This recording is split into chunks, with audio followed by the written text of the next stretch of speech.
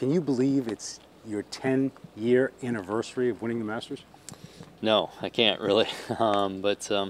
I guess at certain times, if I reflect a little bit, it does seem like a while ago. But at the same time, it doesn't feel. The memories. I was just there a couple of weeks ago playing, and the memories come back fast and furious, and It doesn't feel like that long ago as well.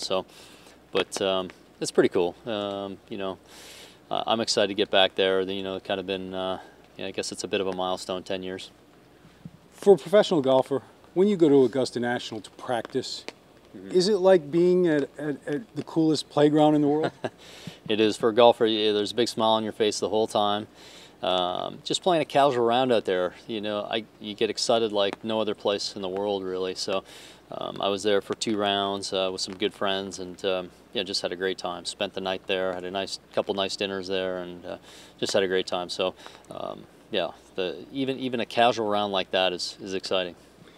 You've been a Masters champion now for 10 years, so you've experienced that for 10 years. Does it ever get old?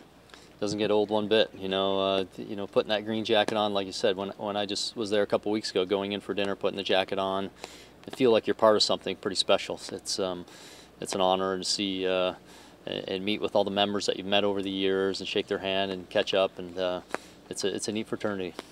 Mike, you've done something that most Masters champions have never done. You've inspired an entire nation. I was talking to Graham Dillette last week, and the way he lit up when I said, what was it like to watch Weir win the Masters, told the whole story. I mean, can you just talk about that?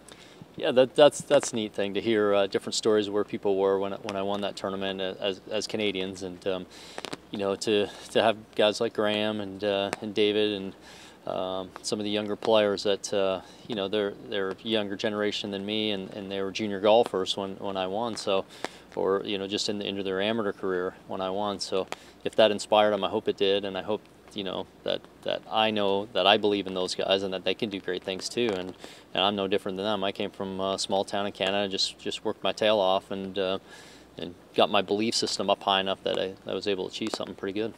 Graham went as far as to say, I would not be on the PGA Tour. Mike inspired me to play, but I don't believe I'd be on the PGA Tour were it not for him. I mean, that's pretty heady stuff for a fellow pro. That is. That's nice of him to say. And like I said, to hear those kind of stories, when it happened, when I won the Masters, I didn't realize that kind of impact. But now that, I guess 10 years later, and hear these stories come out, so it did make a big difference in some people's lives, so which is very cool.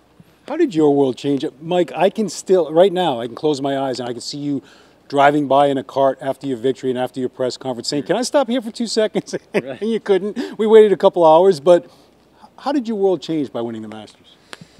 Well, I guess the recognition factor obviously went up a lot. My inside world within my close group didn't change much, but things got a little busier, that's for sure.